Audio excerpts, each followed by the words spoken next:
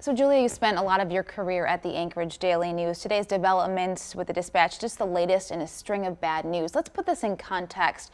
What does this mean for the future of journalism? Oh man, that's a large context. You know, I'm not even sure that we really have enough information to say at this point what this means for the future of the newspaper, though it is a troubling sign. And the news business is tricky to begin with. And so it raises some questions for me about just what kind of a steward the owner has been. You know, there are a lot of employees depending on the newspaper for their livelihoods and paychecks, but beyond that, I think our community really relies on the newspaper for a certain kind of journalism that newspapers can provide that you can't get from a broadcast. It's a sort of enterprise.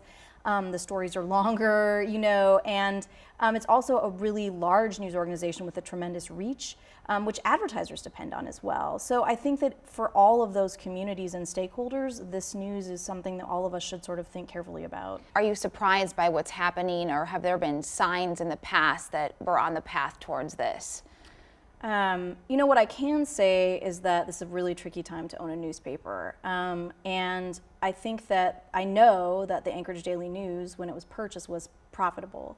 But we did see that there was an expansion in the staff. The two staffs were combined, and in order to afford that, you're going to have to increase your revenue, and that's a hard thing to do. And it really involves a type of innovation that you have to have. You know, you need to sell ads on social media. You need to reach niche and charge to reach niche audiences. I mean, there's a lot of things that publishers are experimenting with, but I'm not sure that was going on in this market. So the journalism community is a small one. I know you know a lot of people in that newsroom. What do you think they're going through right now? Well, you know, I can tell you that when I was in that newsroom and I had a relationship with that newspaper for 20 years, I can tell you that the people who work there have gone through every sort of upheaval you can imagine. I think there were 7 rounds of layoffs when I was there.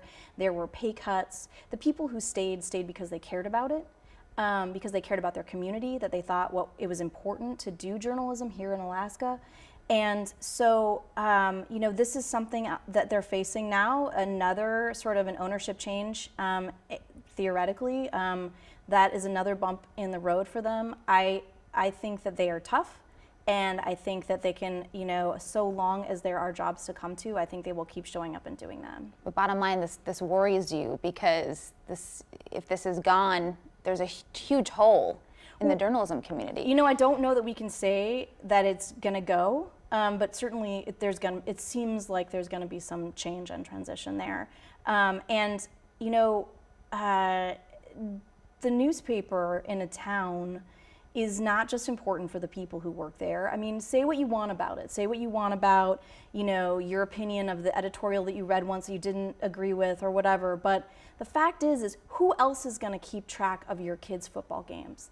Who else is going to show up at the city council meeting? Who is going to go and watch those politicians so that you don't have to sit in that meeting yourself and do it? Who is going to hold people to account, you know, when they're taking advantage of other people? Who's going to hold corporate interests to account? You know, who is going to care about that stuff? When there are fewer people doing journalism, there's just fewer people around that care. And everybody, at the end of the day, journalists are looking out for you, the consumer, the average citizen, the voter. So when we lose journalism jobs, we lose advocates for individual, regular people like you and me.